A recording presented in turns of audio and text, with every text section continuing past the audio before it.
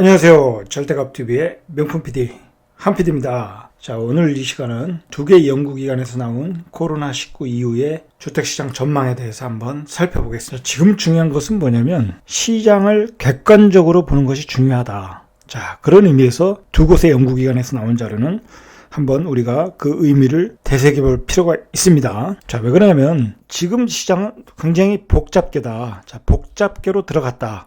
다양한 변수들이 많아졌다는 거죠. 자, 이런 시기에 한 부동산 전문가의 이야기만 듣고 우리가 시장 방향을 잡을 수도 없는 것이고 우리의 모든 재산을 투입할 수도 없는 것이고 그렇게 할 수가 없다는 거죠. 자, 지금 시장은 어떤 경제가 중요한 변수이다. 거시 경제가 중요한 변수이니까 거시 경제와 자, 주택 시장의 어떤 연관관계, 자, 그것을 한번 파악을 해보자. 자, 그런 의미에서 두 곳의 연구기관에서 나온 자료는 한번 우리가 꼭 그 복기를 할 필요가 있다고 생각합니다. 자, 그런 점에서 한번 제작을 해봤습니다. 자, 그리고 중요한 건 뭐냐면 그동안 우리 투자자들 어떻게 투자를 했나 한번 본인 스스로 한번 생각을 해보시기 바랍니다.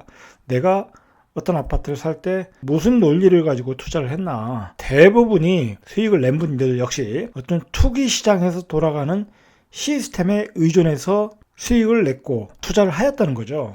자, 가만히 생각을 해보십시오. 시장이 추세 전환을 하고 반등을 하니까 자, 거기서 수익을 내니까 다른 지역으로 또 풍선 효과가 있대더라 해서 또 뭐 대전으로 가고 또는 대구로 가고 또 수도권이 강세일 가능성이 높다. 자, 수도권으로 가고 다 그렇게 쉽게 돈을 벌었다는 거죠. 자, 그건 뭐냐면 바로 시장이 뜨거울 때 그 투기 시장에 있는 그 유동성 머니의 흐름에 따라 쉽게 돈을 벌었던 거죠. 자, 그거는 시장의 어떤 상승장에서 어떤 가능한 논리죠. 자, 그 가능한 논리를 뒷받침했던 게 바로 이제 최근에 그 부동산 데이터를 가지고 이야기하는 그런 이론들 아닙니까? 뭐 공급량, 뭐 그다음에 뭐 입주 물량, 뭐 인허가 물량 그런 이론들이 그런 어떤 그 유동성 머니의 흐름을 잡는데 많이 도움이 됐다는 거죠. 자, 그런데 지금은 그렇지 않다. 자, 지금은 꼭 그렇지 않다.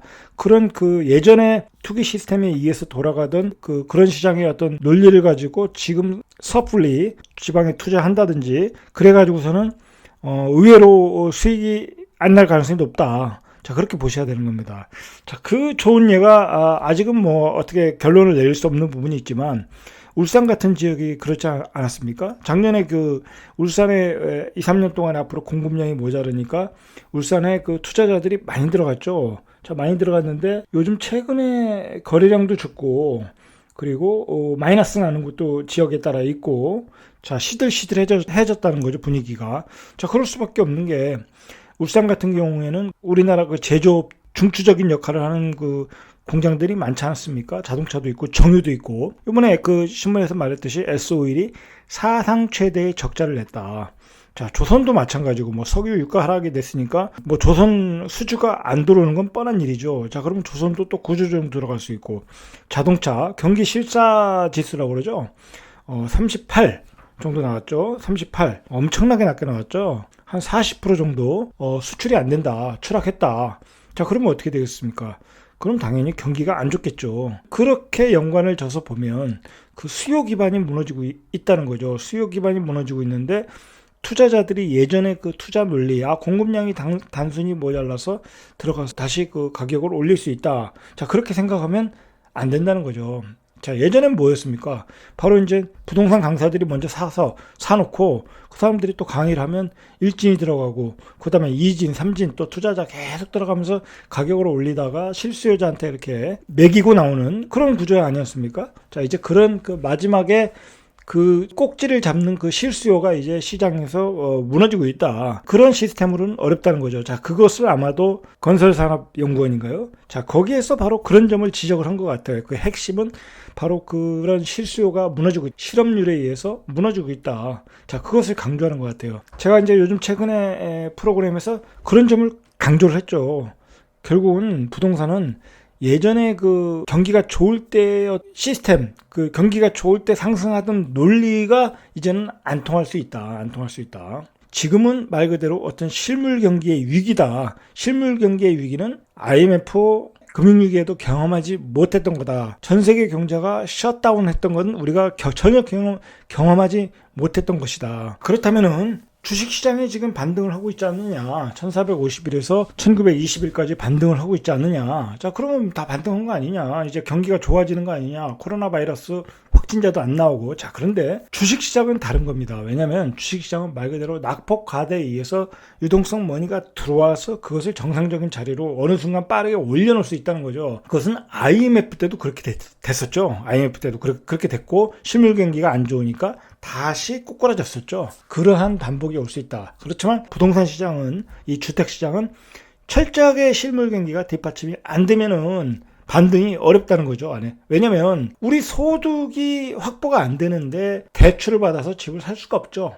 이자를 못 내니까. 그리고 대출을 받아서 산 사람들이 소득이 안 들어오니까 회사에서 잘리고, 자, 그러니까 집이 매물로 많이 나올 수도 있다. 자, 그런 걸 염두에 두셔야 된다는 겁니다. 자, 중요한 거는 뭐냐면, 최근에, 자, 제가 놀란 것은 아직도 그 갭 투자 하시는 분들이 지방에 다니고 있다는 겁니다. 지방에 다니고 있다. 자, 그분들이, 부동산 강사한테 들었다고 그럽니다. 부동산 강사들한테 듣고 집을 이거 사라고 한다는 겁니다. 자, 여러분, 이걸 생각을 하셔야 돼요. 뭘 생각을 해야 되냐면, 자, 저는 시장을 객관적으로 보는 사람이니까 부동산 강사 또는 부동산 전문가, 자, 그 사람들은 결국은 팔이 안으로 굽을 수밖에 없다. 자, 그걸 꼭 기억하셔야 돼요. 그 사람들은 기본적으로 부동산을 업으로 먹고 사는 사람들입니다. 업으로 먹고 산다. 자, 그러면 내가 강의도 해야 되고, 부동산 시장이 나쁘면 그 사람들의 강의, 일자리가 없어지는 거죠. 자, 그러면 그 사람들의 입장은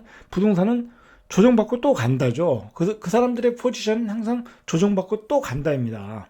자, 그렇기 때문에 계속 어떤 저평가된 지역이 있으면 계속 추천을 한다는 거죠. 그 얘기만 듣고 그냥 지방으로 내려가서 아직도 갭2 하고 있다는 거죠. 자, 물론 그게 성공할 수도 있고 실패할 수도 있는데 굳이 우리가 리스크를 안고 들어갈 필요가 있겠냐 이거죠. 굳이 확인한 다음에 들어가도 늦지 않는데 굳이 그럴 필요가 없는데도 그렇게 하고 다니고 있다는 겁니다. 자, 그건 뭐냐면 그 사람들의 입장에서 자꾸 투자자들을 갖다 시장에 몰아넣고 그 꺼지는 불을 자꾸 살리고 싶은 그런 욕심이 있겠죠. 자기 물건도 또 팔아야 되니까.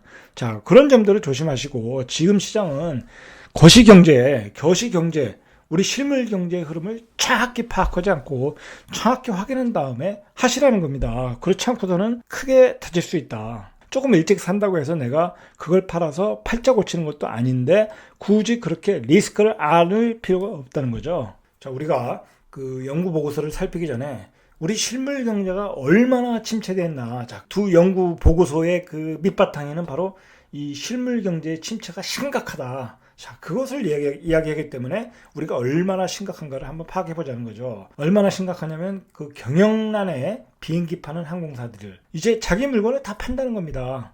뭐 비행기가 떠서 손님들을 실어 나를 수 없으니까 비행기도 팔더라. 자, 그래서 뭐 5월 대란설까지 이야기가 나오고 있습니다. 자, 이게 왜 그러냐면, 자, 2분기, 3분기, 자, 1분기는 그런 대로 넘어갔지만, 자, 2분기에서 엄청난 그 적자들이 나오지 않겠습니까?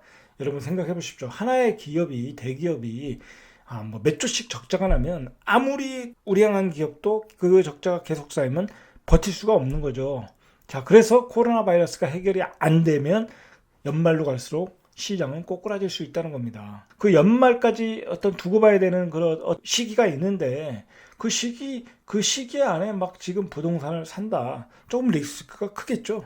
자, 그리고 IMF에서 올해 세계 성장 전망치를 마이너스 4%에서 마이너스 7.2%까지 보고 있다고 합니다. 이 전망치 숫자가 어느 정도 의미를 하는 건지 몰라도 우리가 경험하지 못한 그런 최악의 상황이 온다는 거죠. 자, 그 얘기는 우리 수출도 20-30% 또는 반토막 이상 절단날 수 있다는 거죠. 자, 우리 수출이 반토막이 난다. 자, 그러면 그만큼 일자리가 반토막이 나는 겁니다. 반토막이. 일본 노무라 증권에서 우리 경제 최악의 시나리오를 봐야죠. 이건 최악의 시나리오. 마이너스 6.7에서 마이너스 12%가 예상을 하고 있다고 합니다. 자, 엄청나게 마이너스죠. 1분기에 우리가 마이너스 1.2였죠. 자, 그런데 연말까지 가면 마이너스 12%. 와, 어마어마한 겁니다. 지금 4월 20일까지 자료에 의하면은 수출이 26%가 감소되었다. 지금 뭐 세계 공장이 다 스톱됐지 않습니까? 뭐 그리고 셧다운 됐으니까 소비가 안 이루어지니까 지금 4월에 26%면 5월에는 30%, 40% 올라가겠죠. 자, 그래서 이제 청와대에서 코로나19 충격이 온다. 2분기에는 더 확대될 것으로 청와대는 예상을 하고 있습니다. 그래서 청와대에서 이야기하는 게 고용으로 극복하자. 이제 고용이 중요하다는 거죠. 왜냐하면 고용이 깨지면 말 그대로 그 소득 기반이 없어지는 거 아닙니까? 자, 2분기에는 그 충격이 더 올 것이다. 자, 그래서 고용 안정을 하자. 그래서 5차 회의에서 기간산업 안정기금과 고용 안정 이걸 목표로 두고 있다는 거죠. 기간산업이라는 게 뭡니까? 다 제조업 아닙니까? 뭐 조선, 항만, 자동차, 철강 자 그런 쪽에 안정기금을 투입을 해서 고용 안정을 하겠다는 거죠. 경기기 침체엔 실업자의 수가 급속도로 증가한다는 것에 대해서 어떤 공포스러운 분위기로 가고 있다. 자, 그래서 이제 그런 주요 기업들 있지 않습니까? 대한민국의 어떤 주요 기업들이 그런 그 비상자금 마련을 위해서 부동산을 매각 중이라는 거죠. 부동산 매각. 뭐 부동산만 매각하는 것이 아니라 우수한 계열사들도 다 매각하고 있다. 뭐 예를 들어서 뭐 두산그룹 같은 경우에 뭐 두산솔루션 매각하고 그리고 롯데그룹 같은 경우에 뭐 롯데마트 부지를 매각하죠. 매각해가지고 리츠를 만들고 신세계 같은 경우도 뭐 이마트죠. 이마트 같은 경우도 마곡에 있는 스타필드를 지으려고 샀던 땅도 매각을 하고 여러 회사들이 뭐 건물 팔고 계열사 팔고 자 그래서 자금을 마련 중이다. 그 얘기는 코로나 바이러스가 언제까지 갈지 모르니까 2분기, 3분기에 대비해서 유보율을 높여놓는 거죠. 자, 그만큼 상황이 심각하다. 자, 이렇게 심각한데 지금 우리가 투자로 뭐 실거주는 몰라도 투자로 어느 지역에 부동산을 사야 되겠습니까? 이 대기업도 팔고 있는데 자, 그 대기업들이 지금 얼마나 심각한 상황까지 왔냐면 우리가 이제 영혼까지 끌어 우리가 주식을 산다 뭐 그런 표현이 있지 않습니까? 자, 영혼까지 끌어 자금을 모은다. 영끌해서 자금을 모으고 있다는 겁니다. 자, 돈 되는 것은 다 판다. 다 판다. 잘못됐네요. 자, 돈 되는 것은 다 팔고 영혼까지 끌어 자금을 모으고 있다. 금융감독원 및 한국거래소에 따르면 올해 들어 이달 말까지 부동산, 주식, 유형자산 양도 및 처분 결정을 공시한 상장사는 30곳에 이른다. 자, 매각을 결정한 규모만 무려 2조 3천억 정도, 한 3배 정도 증가를 하였다고 합니다. 영혼까지 끌어 자금을 모으고 있다. 자, 그 건축산업연구원에서 보고서 쓴 리포트에 의하면, 자, 건축산업연구원은 건설회사에서 이렇게 모아가지고 기금을 마련해가지고, 뭐 그 사람들의 건설 환경에 대해서 이렇게 보고서를 내고, 뭐 또 이익을 옹호하고 그러한 그 연구 단체 같아요. 제가 보기에는 여기에서 어쨌든 그 연구원이 개인적으로 쓴 글이죠. 거기서 이제 그 쓴 건데 코로나발 부동산 침체 이제 시작 단계다. 이제 그런 이야기인데 코로나발 부동산 침체가 시작됐고 이제 시작 단계다. 자, 그래서 경제 위기로 번질 가능성이 높다. 주택 거래량이 감소할 것이다. 3% 정도. 그래서 우리는 부동산 하강 국면에 대비를 해야 된다. 자, 그 얘기죠. 미국, 영국 상업용 부동산이 큰 폭으로 하락했다는 겁니다. 자, 주택보다도 상업용 부동산이 큰 폭으로 하락을 했으니까 앞으로 그런 충격이 올 거니까 자, 대출 규제 완화해야 되는 정책을 해야 된다. 자, 그런 내용이 골자인 거죠. 이러한 위기의 밑바탕엔 글로벌 실업 문제가 그 원인이다. 자, 그렇게 파악을 하는 거죠. 자, 유가 하락이 되고 제조업체들이 수출을 못하고 실업자가 증가할 것이다. 자, 그것으로 인해서 어떤 그 글로벌 주택 거래량이 감소를 할 것이고 당연히 감소를 하는 거죠. 감소하고 자, 그래서 상업용 주택에서 큰 거래량이 감소하면서 부동산 시장에 큰 폭의 하락이 온다. 자, 그러니까 대비를 하자. 자, 그 얘기입니다. 이건 뭐냐면 이 연구 보고서에서 얘기하는 게 뭐냐면 그 한국과 미국 이렇게 비교를 해놨는데 주택 가격 지수와 어떤 실업률의 관계이죠. 경기가 안 좋아서 실업률이 이렇게 높을 때는 주택 가격이 떨어진다. 자, 이 빨간 선이 주택 가격 지수고 파란색이 청색이 실업률의 어떤 그래프인데 자, 이렇게 실업률이 8년도 뭐 그때죠. 금융위기 때 자, 이렇게 높아질 때 주택 가격도 떨어졌다. 자, 이렇게 상반관계라는 거죠. 상관관계. 반대의 관계를 가지고 있다. 실업률이 높아지면 집값도 떨어진다. 자, 마찬가지죠. 미국도 이렇게 실업률이 높을 때는 집값은 낮다. 마찬가지죠. 자, 그것을 이렇게 도표로 이번에 자료가 올라와 있습니다. 자, 결국은 실업률이 올라가면 주택 가격은 떨어진다. 이 도표가 그것을 보여주는 거죠. 그 실업률이 올라가면 주택 가격이 급락을 한다. 자, 우리가 공급량만 가지고 이야기할 수 없는 부분이 바로 이러한 내용이라는 거죠. 자, 주택산업연구원에서 낸 보고서를 대충 한번 살펴보시죠. 제목이 뭐냐면 코로나19 확산, 부동산 하강 국면에 대비를 해야 된다. 자, 골자는 그겁니다. 내용의 골자는. 자, 내용이 이제 조금씩 살펴보면, 자, 이게 뭐냐면, 주택산업연구원은 이제 어떤 연구 방식이냐면, 예를 들어서 이러이러한 위기가 있으니까 이 전문가들한테 이제 설문조사를 하는 거죠. 그 건설업체 전문가들한테 앞으로 부동산 경기가 어떻게 될 것이냐. 자, 그것을 가지고 보고서를 냈다고 보면 되는 거죠. 그 내용을 살펴보면 3, 40대 주택 대출 원리금 상환을 3, 40대 분들이 주택 대출을 많이 받았죠. 자, 근데 그분들이 원리금을 상환하는 부담이 있을 것이다. 정상적으로 돈을 벌어야 그걸 상환을 하는데 어떤 실업률이 증가를 하면 주택은 하방 압력을 가질 것이다. 그 원리금 상환액이 한 21% 증가했다. 해당 연령층 실업이 발생하면 그대로 하방 압력으로 작용할 것이라는 거죠. 자, 주택산업연구원에서도 이 실업률을 중요시했다. 자, 그 얘기는 뭐냐면 이 실물 경기가 안 좋으면 실업자가 대량으로 나오면 그것이 주택 하방 압력으로 작용할 것이라는 거죠. 네이버에서 그 검색을 해보니까 가장 많이 나온 그 검색 중에 실업과 주택 불안이라는 겁니다. 이 단어를 가지고 검색이 많았다고 합니다. 이 얘기는 뭐냐면 그만큼 내가 실업자가 되면 주택 가격이 어떻게 될까? 자, 그것에 대해서 사람들이 많이 고민을 하고 있다고 합니다. 그런 현실이 지금 많은 사람들이 그런 위기에 직면하고 있다. 그리고 불안해하고 있다는 거죠.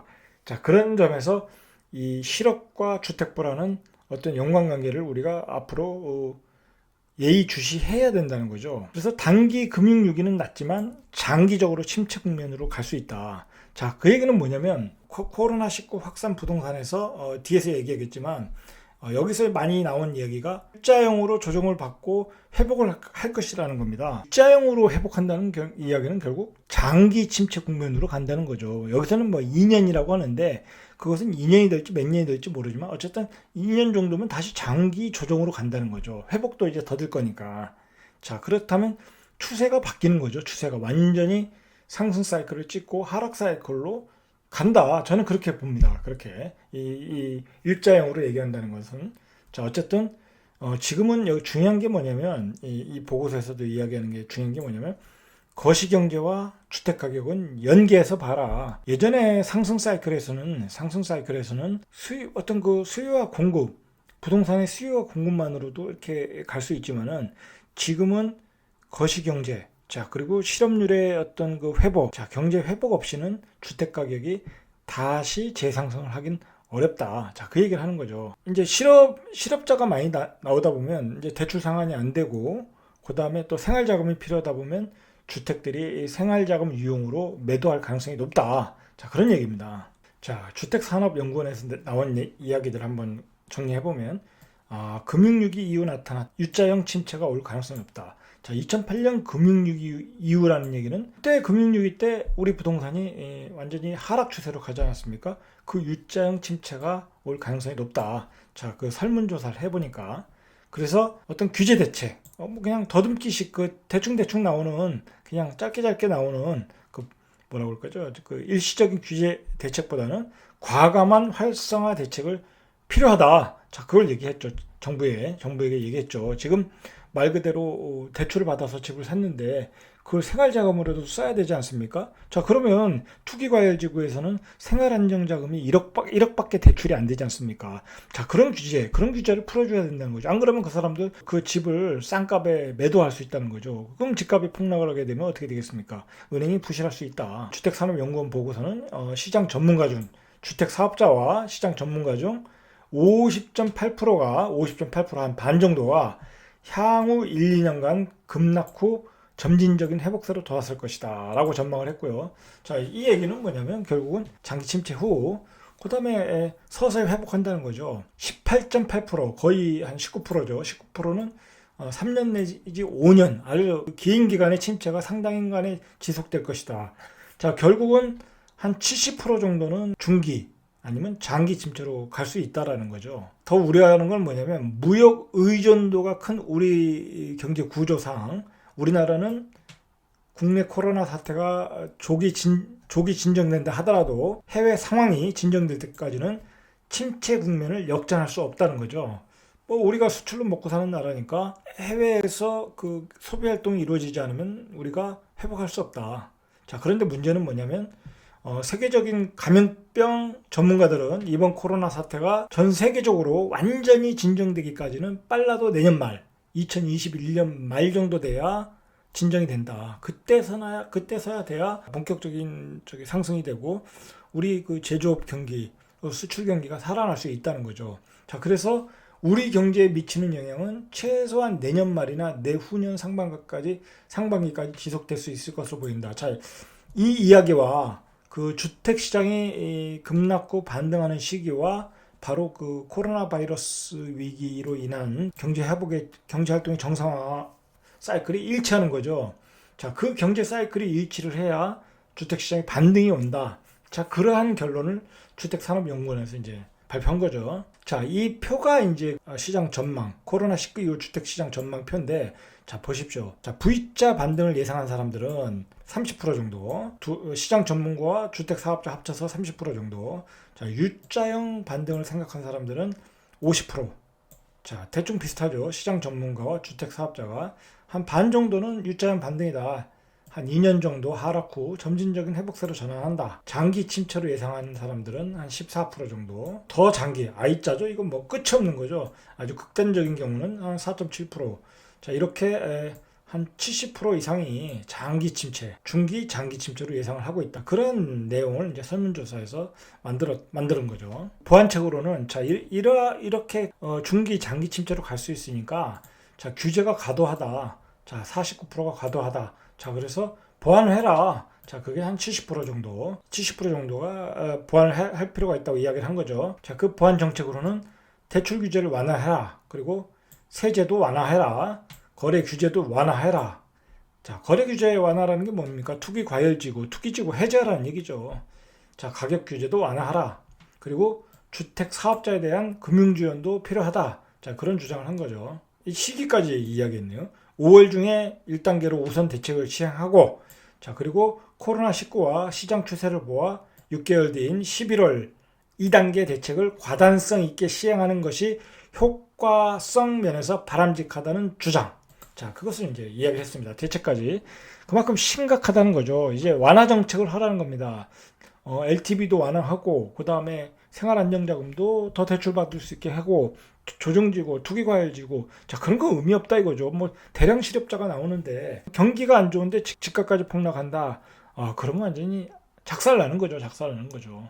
그나마 집값이라도 버티고 있어야 그걸 팔아서 그 사람들이 다시 정상적인 경제 활동을 할 수 있는 거죠. 집값마저 폭락하면 여기선 경제 기반이 무너진다. 자, 그런 의미 같습니다. 두 가지 보고서를 간략하게 살펴봤는데 두 보고서의 결론은 똑같습니다. 경기 침체가 장기적으로 가야 된다. 코로나 바이러스가 해결될 때까지. 우리만 확진자가 안 나와서 해결될 문제가 아니다. 온 세계 글로벌 경기가 정상적으로 돌아가야지 수출 경제로 먹고 사는 우리 경제가 회복될 수 있다. 자, 그게 회복이 안 되면 실업자가 대량으로 나올 수 있다. 자, 그러면 우리 주택은 거래량도 줄고 폭락할 수 있다. 자, 그러니까 정부가 빨리 대책을 내놓으라는 얘기입니다. 자, 그 얘기입니다. 중요한 것은 뭐냐면 제가 서론에서 이야기했지만 요즘 그 투자자들을 보면 예전에 상승기에 그 어떤 그 가격에 상승하는 투자 시스템에 익숙해가지고 깊게 생각하지 않고 부동산을 사러 다니는 것 같아요. 그리고 뭐 제가 매번 얘기하지만 시장을 리드하는 전문가들이 또 가서 싸게 샀다고 또 이렇게 계약서도 올리고 자꾸 유도를 하는 것 같아요. 자, 그분들은 부동산을 다 많이 가지고 계신 분들입니다. 그런 어떤 선정적인 어떤 글들, 자, 플레이에 일반 투자자들 또는 일반인들이 이렇게 유혹 당하면 안 되는 거죠. 유혹 당하면 안 되는 거고. 자, 그런 게 중요한 게 아니라 지금은 어떤 경제 기사, 기업들이 내는 실적, 코로나 바이러스의 백신이 어떻게 진행되고 있는가, 북한의 북한의 문제, 어떻게 해결될 것인가. 자, 그런 것에 초점을 맞추셔가지고 그 기사들을 아주 심도 있게 읽으시면서 어느 시기에 반등을 할 것인가, 이 침체가 언제 다시 회복 국면으로 갈 것인가. 자, 그걸 파악을 하는 겁니다. 자, 지금 대부분의 전문가들, 건설업자들은 가능한 한 낙관적으로 보려고 그러겠죠. 자, 그런 사람들도 역시 U자형, 한 최소 2년은 보고 있다는 거죠. 2년 동안 결국은 실업자가 많이 나오면 시장은 매물이 많이 나올 수밖에 없습니다. 자, 근데 또 아이러니하게 이럴 때 정책을 완화해 줘야 되는데 정부의 포지션은 어떻습니까? 집값이 폭등하는 걸 용인하지 않겠다는 거 아닙니까? 그리고 세금도 강화하겠다는 것이고, 자, 그리고 부동산 시장을 교란시켰던 법인에 대해서 전수조사를 해서 과세하겠다는 거 아닙니까? 불법에 대해서 대출금 해소를 하든지, 자, 그렇게 하겠다는 거 아닙니까? 자, 이럴 때 무분별하게 움직이시다가는 큰 코 다친다. 한마디로 골로 가는 겁니다. 골로 가는 겁니다. 자, 이 두 개의 보고서들을 우리가 무겁게 받아들이셔야 돼요. 무겁게. 자, 이건 그냥 나온 보고서가 아니다. 그리고 이런 보고서는 정부 관계자도 읽고, 모든 그 전문가들도 읽고, 관계자들이 다 읽고, 그것에 정책도 반영을 하고 어떤 방향성을 정해주는 보고서이다. 그 원인과 어떤 그 대책, 그런 거 다 얘기하지 않았습니까? 자, 그런 의미를 좀 우리가 깊게 무겁게 받아들일 필요가 있다는 겁니다. 자, 이상 절대값 튜브의 명품 PD 한 PD였습니다.